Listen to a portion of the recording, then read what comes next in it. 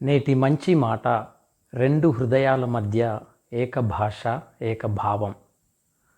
ఒక మంచి స్నేహం దొరకటం అంత సామాన్యమైన విషయం కాదు.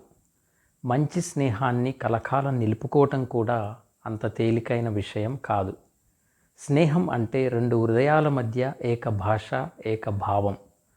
రెండు హృదయాల మధ్య అర్థం చేసుకునే స్వభావం, రెండు హృదయాల గౌరవం, రెండు హృదయాలు ఏక స్వభావం వంటి ఆలోచనను ప్రవర్తనను కలిగి ఉండటం. అప్పుడే స్నేహాలు బలంగా, ఏ అరమరికలు లేకుండా, విభేదాలు లేకుండా ఉంటాయి. స్నేహం అంటే సమయం గడవక గడిపే స్నేహంగా ఉండకూడదు. స్నేహం అంటే ఒక బాధ్యత. స్నేహంలో కాలం వృధా చేయడం అనేది ఉండకూడదు. స్నేహం ఎంతో విలువైనది.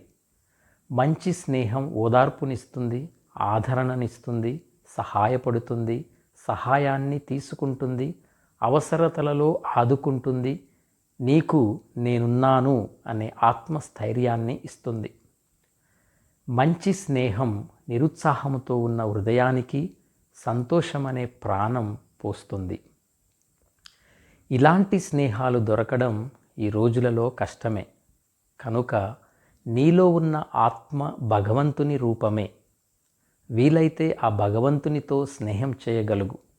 సరైన మార్గం, ప్రశాంతత, సంతోషం, ధైర్యం, ఆదరణ నీకు తప్పకుండా దక్కుతాయి. ఈ విధానం అవలంబించడం కష్టమే, కానీ ప్రయత్నిస్తే సాధించలేనిది ఏదీ లేదు. చేయగలిగితే శూన్యంతో కూడా చెలిమి చేయవచ్చు, సంతోషంగా జీవించవచ్చు.